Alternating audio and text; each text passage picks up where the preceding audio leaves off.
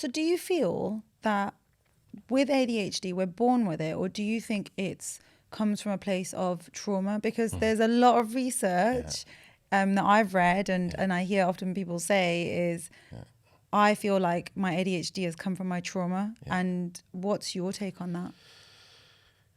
So there's this area. So I'm going to drop a big name out here, is Gabor Maté. Yeah, scattered minds. Scattered minds. So if we look at Gabor Maté's theory, well, there is no ADHD and there probably is no mental health conditions. The whole thing is trauma, and it's all a trauma response. My personal view here, and I'm not as famous as Gabor Maté, but my personal view here is it's not clear. It's a chicken and egg, and we don't know which one's coming first and which one's coming after, right? Do you mean the trauma and the ADHD? So is it that you're having significant trauma and that's producing ADHD symptoms? Or it's exacerbated or it's exacerbated the system?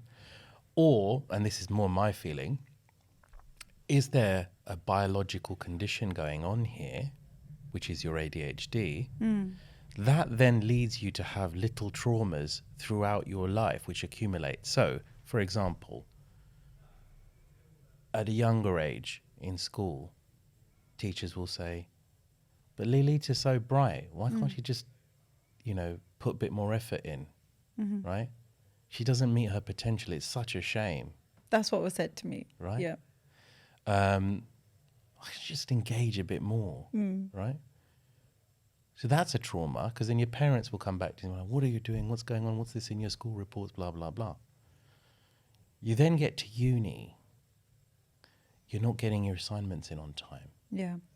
Or your assignments don't flow, which is when it or started they to seem come a bit up for me, haphazard. And again, you're getting the same message. But now it might look like, well, no, but are you just a bit lazy? Lita's just lazy. She's bright, she's just lazy. She's the same at school. The same thing was happening there. Yeah. Then you get into work. You're not getting, simple things you're making mistakes with. Yeah. I'd expect so much more of you, Lily. I mean, these are just careless mistakes that you're making, aren't they? Really, and you have that layer errors. of rejection sensitivity Really. just there, like and watching. It's building, yeah. and it's yeah. building, and it's building. Yeah. These are all little traumas. And then that leads you to develop symptoms of rejection, symptoms of dysphoria. What is that? Why do you have a fear of failure or rejection? Because you've had a lifetime of essentially these messages. What does that do to your self-esteem? Eventually you might start believing those messages and actually thinking, you know what, maybe there's nothing wrong with me, maybe I'm just lazy. Right? Maybe I'm not trying hard maybe enough. I'm not trying out. Maybe I'm not good enough. That's the psychological hot thought behind rejection and dysphoria. Am I good enough? That's at the root of it. That's the root of it, right? And that's where you then get anxiety and depression. Oh, I've got this big task at work. I know I'm going to have problems with this one. Yeah. Because this is a pattern. These are the traumatic patterns.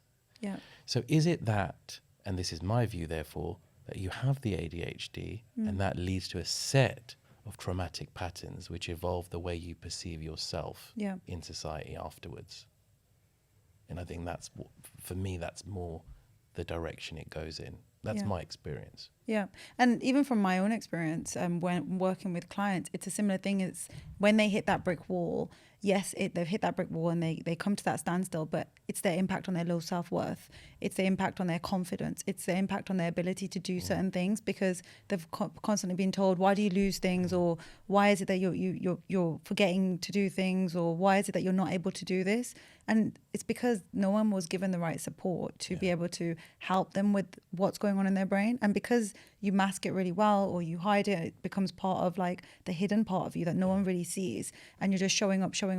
And even the rejection sensitivity, no one will see it. It's not a physical thing. It's not like a broken arm. You can't see it. So people often get better and better at hiding it. Because they're better at hiding it, no one picks it up.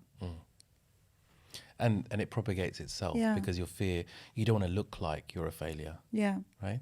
You don't want to look like and then this. you'll avoid any it. form of rejection. So you'll take yourself out of situations where there might be a potential rejection. You get very, very good at being very hypervigilant because that's what's keeping you safe. Yeah. Absolutely. Yeah. Yeah. So this is all how ADHD shows up in everyday life. And I think this is where it's important for people not just to look at the symptoms or look at, oh, these are what the symptoms are. It's understanding, how does that symptom show up in my life? Absolutely.